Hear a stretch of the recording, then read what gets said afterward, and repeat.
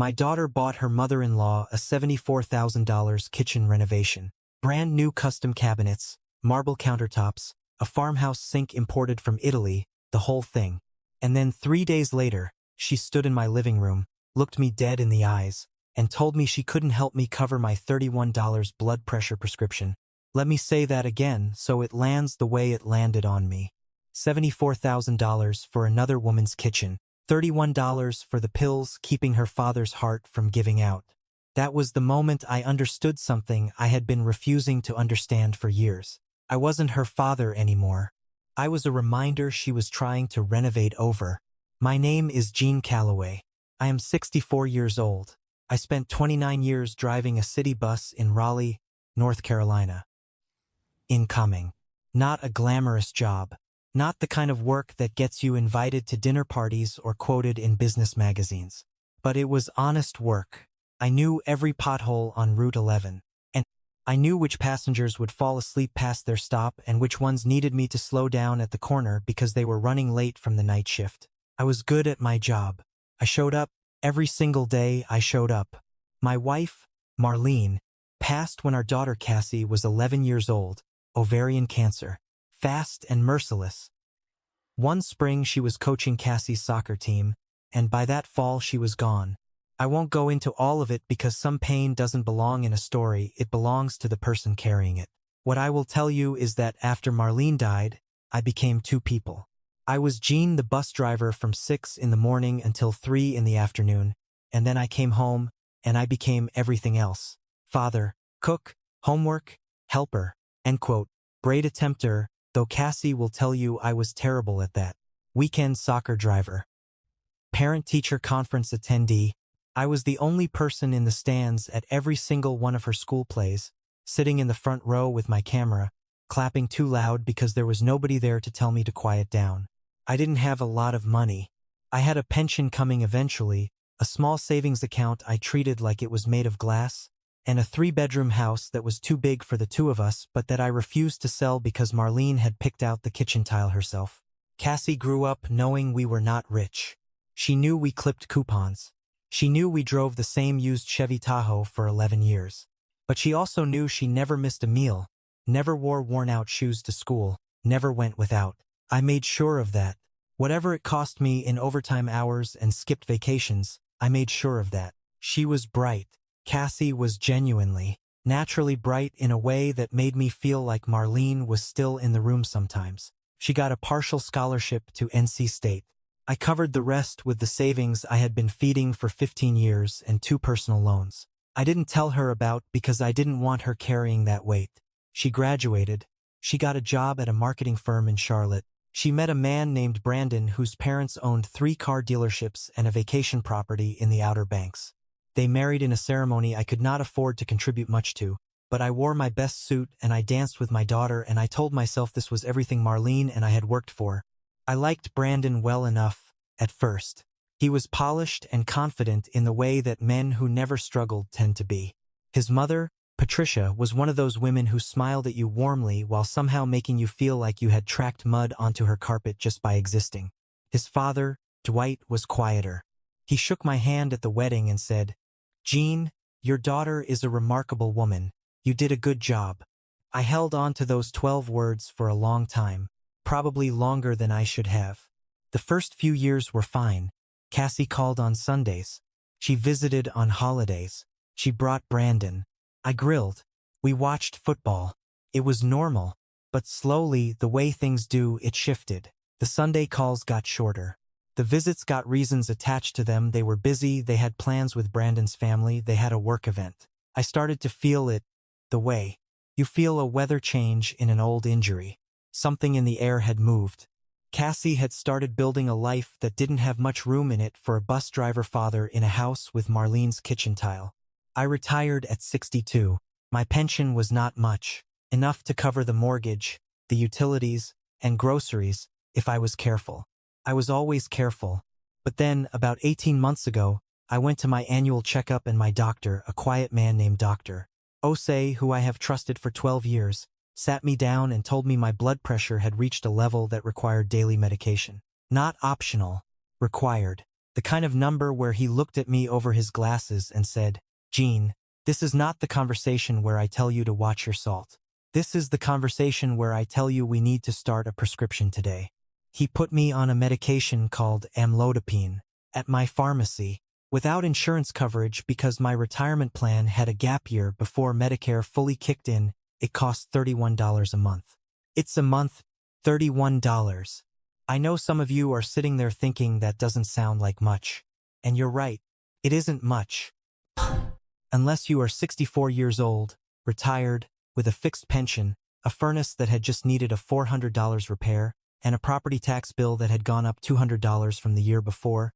Unless you are sitting at your kitchen table at midnight with a legal pad trying to figure out which column to move $31 from, knowing every column is already at zero, then it's everything. I managed for a while. I cut where I could. I stopped buying the good coffee and went back to the store brand. I turned the thermostat down to 64 in January and wore 2 sweaters. I skipped the haircuts and did it myself in the bathroom mirror, badly. I was okay. I kept telling myself I was okay. And then October came and the furnace repair and the tax bill and a car registration all landed in the same 30-day window and I was not okay. I stared at my pill bottle on a Tuesday night and counted what was left. 9 days worth. I had $18 in my checking account, and payday my pension deposit was 12 days out. I sat with that math for a long time. Then I picked up the phone and called Cassie. She answered on the 3rd ring. She sounded distracted, like she was doing something else at the same time, which she probably was. "Dad, hey, what's up?" I told her I was fine, asked about Brandon, asked about how work was going, all the preamble I always did because I never wanted to seem like I was only calling when I needed something. Then I told her. I kept my voice steady. I said, "Sweetheart, I hate to ask, but I'm in a tight spot this month. Everything hit at once. I just need to cover my blood pressure prescription. It's $31. I'll pay you back when my deposit comes in next week. Bye." There was a pause. One of those pauses that has a texture to it. "Dad," she said, and her voice had dropped into something careful, something measured, the voice she used when she was about to manage a situation instead of respond to it.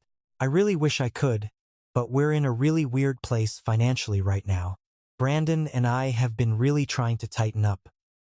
We're not really in a position to be lending money out, even small amounts.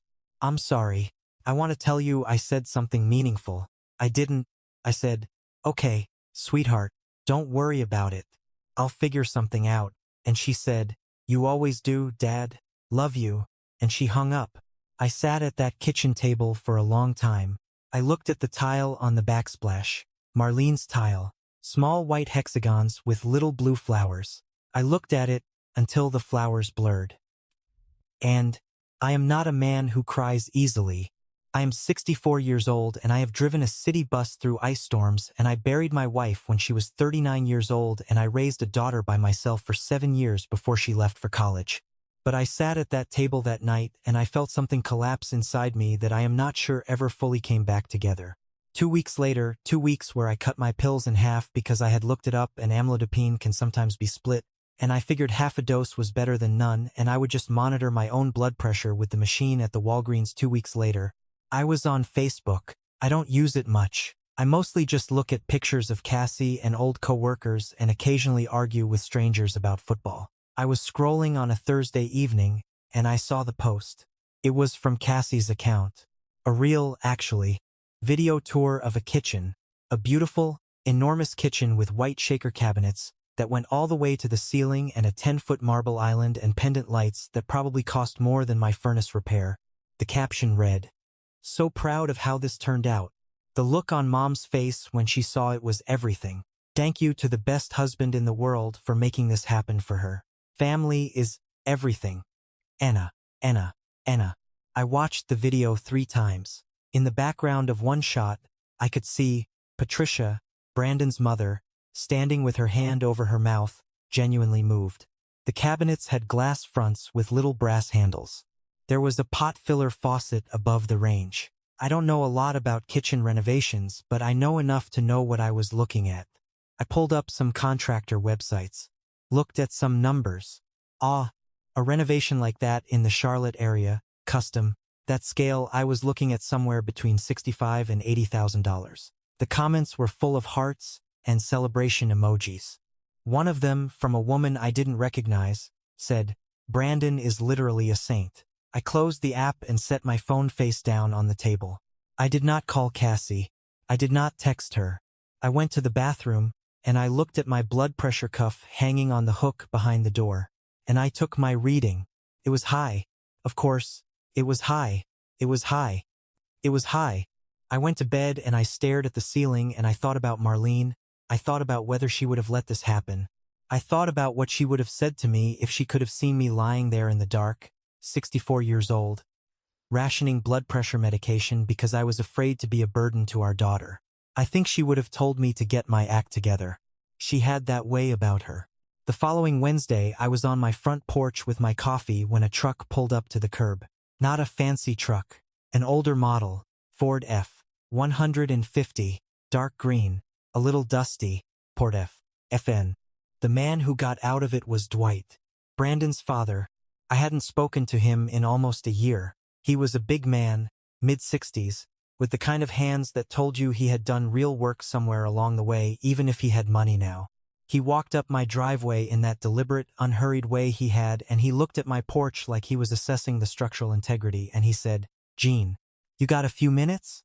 I said I did. I brought him inside. I offered him coffee. He sat down at the kitchen table, Marlene's table, with Marlene's tile behind him, and he put both hands flat on the surface, and he looked at me and he said, "I owe you an apology. I think I owe you more than that, but I'll start there." What followed was one of the most uncomfortable and necessary conversations of my life. Dwight told me that he had found out about the kitchen renovation 3 days after it was done. He told me Brandon had not asked his permission or his advice, that Brandon had gone to the bank and taken out a home equity loan in his and Cassie's names without fully explaining to Cassie what the repayment terms were. He told me that Patricia had been uncomfortable accepting it but had rationalized it because she assumed they could afford it. Then Dwight had sat down with the actual loan documents and done the math, and what he found was that his son and my daughter were carrying over $190,000 in combined debt: the kitchen loan, 2 car payments, credit cards on 2 salaries that looked impressive on paper but were being stretched past their limit every single month. Then he told me the part that made my coffee go cold in my hand. "Patricia told me something last week," Dwight said, looking at the table. "She told me that Cassie had mentioned, a few months back, that you had been resistant to helping them out financially, that you had money set aside, she called it your nest egg, and that you'd refused to contribute to the wedding costs because you were, I think the word used was, stubborn." He looked up at me then. "I know that's not true. I was at that wedding, Gene. I saw what you contributed. I saw what you were working with." I don't know why she said that. I was quiet for a moment. I knew why she had said it. It was the same reason people tell small reframing lies, to make the picture look different than it is. To make the father who drove a bus for 29 years and raised her alone and paid for her college on secret personal loans look like a man who had resources and chose to withhold them. To make the $31 prescription request look like it came from someone being difficult rather than someone who was genuinely out of options. "She said that?" I asked. Dwight nodded. "And I should have called you then," he said. "I should have picked up the phone and called you then, and I didn't, and that's the apology I owe you." I took her word for it. I took her word for it. I looked at your house and your car and your... He stopped himself, had the decency to look ashamed. "1, I made assumptions. That's on me." He reached into his jacket pocket and put an envelope on the table. I looked at it but didn't touch it. "Before I came here," he said, "I went to the pharmacy. I looked up your medication. Cassie had mentioned it in passing once. The name of it. I filled a 90-day supply. It's paid for. It's in there along with a card that has my cell number on it, and I want you to use that number if this ever happens again." He tapped the envelope once. I also want you to know that I had a very long conversation with my son last night, and then I had a very long conversation with Cassie." He exhaled slowly. "She didn't take it well, but she needed to hear it." I finally picked up the envelope. I held it in both hands. "I am going to tell you something true and a little embarrassing. My hands were shaking. Not from the blood pressure. From something older than that. It, from the particular exhaustion of a man who has held himself together through a lot of difficult years and is suddenly, unexpectedly, being told by another person that he sees it. That he sees the weight. There is something about being witnessed in that way, after a long time of being invisible, that does something to you. I could not speak for a moment, but Dwight didn't make it awkward. He just sat there and drank his coffee and let me have the moment. Then he said, "You drove a bus for 30 years, Jean.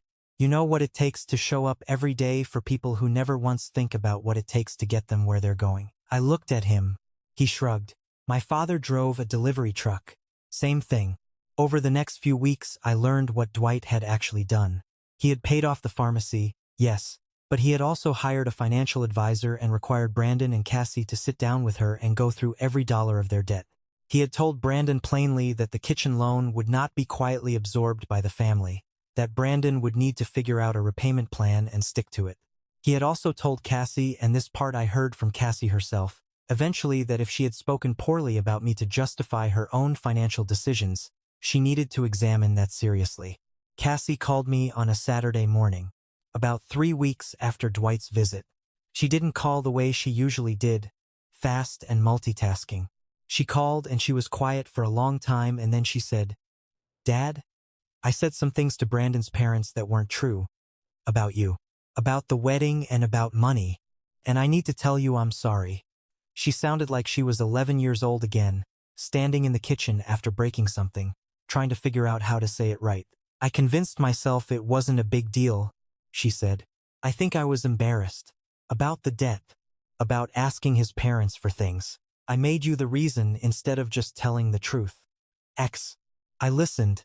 I let her finish. And then I said, "I know, Cass. I did not say it was fine, because it was not fine. I did not tell her we would never speak of it again because I think we probably needed to speak of it again. I said, 'I hear you. Give me some time.' She said, 'Okay.' She cried a little. I let her. I want to be honest with you here, because I think you deserve honesty if you've come this far with me. I have not fully forgiven, Cassie. I am not sure forgiveness is the right word for what I'm working toward. What I'm working toward is understanding. Understanding how a person who you raised and loved and sacrificed for can, under enough financial pressure and social pressure and the particular shame of not measuring up, make you into a villain in a story where you are actually just trying to survive. I think I understand it. I don't think understanding it makes it hurt less, but it gives me something to do with the hurt other than just carry it. Dwight and I have had dinner twice now at a diner near my house. He orders the same thing both times, patty melt, no onions, coffee black. We talk about our kids the way two men talk about something complicated they're both trying to figure out. We talk about his father's delivery truck and my bus route and the particular dignity of work that keeps the world moving even when nobody's looking at it. Cassie comes over on Sundays now, usually without Brandon, sometimes with their daughter Maya, who is 4 years old and has Marlene's nose and has decided that my kitchen is the best place in the world to make a mess with Play-Doh. I let her. I sit across from her and I watch her concentrate on whatever she's making and I think, this is what it was for. Every double shift. Every skipped vacation. Every $31 I stretched into 32 days. It was for this small person making a snail out of purple Play-Doh at my kitchen table. She is worth every bit of it. My prescription is current. I take my pill every morning at 7 with my coffee and I do not have to do math around it anymore. My blood pressure, Dr. Osei tells me, is remarkably improved. I told him I reduced my stress levels. He said, "Whatever you're doing, keep doing it." I am keeping the phone number Dwight wrote on that card. I haven't had to use it again yet, but I keep it in the same kitchen drawer where I keep Marlene's recipe cards, which is where I keep things that matter.